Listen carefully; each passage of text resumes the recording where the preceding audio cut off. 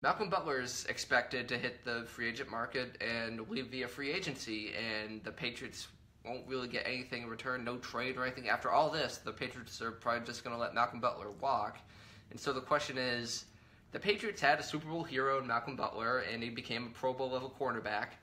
What the heck went wrong? Yeah, Malcolm Butler was a Pro Bowl level quarterback. He was actually, if you look in the offseason before this season, people were considering him among the best cornerbacks in the game. They were considering him among the best cornerbacks in Patriots history. I know there were some offseason lists that ranked him very highly among Patriots cornerbacks, and he only had really 2 seasons of real dominance there at corner. Then this year, he did kind of fall off a little bit. I think the contract situation was really kind of on his mind, and teams found ways to get over him. He's not the biggest guy, and so they would throw the ball over him. He had trouble timing balls when they were in the air, and so they would match up bigger receivers on him, and that would be a tough job for Malcolm Butler to handle.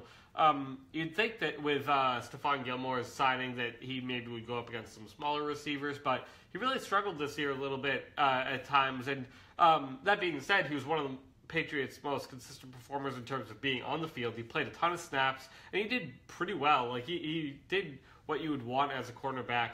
I think the defensive scheme kind of left him one-on-one a lot of times, and that gave him some trouble. So in the end, I think the Patriots decided that he wasn't as good as maybe he thought, and he wasn't good enough to earn the contract he wanted. Other teams are going to give him that contract, and so he's going to go sign one of those, I believe. I think it's pretty apparent he's not coming back to the Patriots after the Super Bowl, so he's going to go get the contract he deserved, and maybe he'll go back to being a dominant quarterback with another team, but unfortunately for the Patriots, it was not with them, so. Yeah, I think last offseason, if the Patriots wanted to re-sign him, they were going to have to give him a deal similar to what Stephon Gilmore got. And it's hard to chart where Malcolm Butler is, like how good is Malcolm Butler, because he started as a guy who didn't play his rookie year, then made a Pro Bowl after a really good year. He started slow in his first season as a starter, then like, oh, Malcolm Butler's great. Kind of regressed back toward the mean in his third year. I think that third year is like he was a really good cornerback, didn't quite make the Pro Bowl, is like where he's going to be for a lot of his career. And then this past year it was a bit of a regression. Like he's always been a scrappy guy. He's got speed. He's not the biggest guy. I think he's a good overall cornerback, but I don't think the Patriots. It appears to me that the Patriots don't value him as a top-level cornerback like Stephon Gilmore. Like we've seen how Stephon Gilmore can play. Like he didn't allow a completion against Alshon Jeffrey in the second half of the Super Bowl. I think that's what they think is worth that sort of contract. Right, absolutely. Gilmore is the more prototypical number 1 cornerback. They signed him to be the number 1 cornerback, and they were never going to be able to sign Malcolm Butler at number 2 cornerback money. So Butler's going to go elsewhere probably.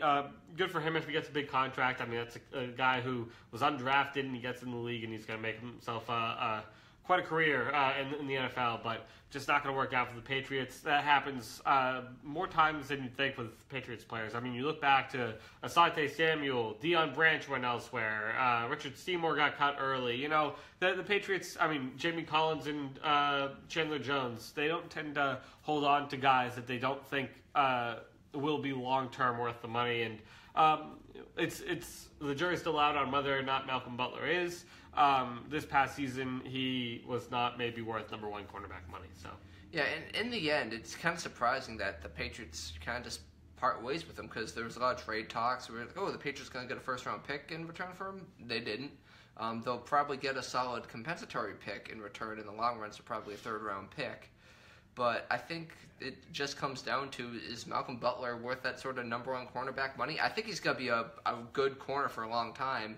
And it would be really cool if he just makes me look like an idiot and Malcolm Butler makes 5 straight Pro Bowls. That would be a great continuation of Malcolm Butler's story, because it's hard to see what this guy's done and not try to root for the guy, because he was a Super Bowl hero and has progressed to he had a lot of people I think thought that he was just gonna be like, oh, he's the guy who made the interception, the no-name guy, and he's developed into Malcolm Butler is legit.